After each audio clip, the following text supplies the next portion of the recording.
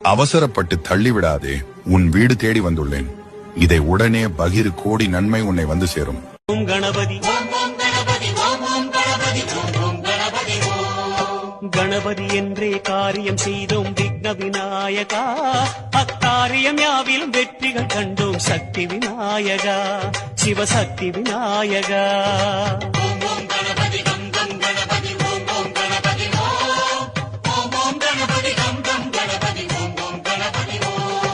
வரைமுறையில்லா வடிவம் படைத்த விக்ன விநாயகா, வழிமுறையை காட்ட விரைவாய் வருக சக்தி விநாயகா, சிவசக்தி விநாயகா.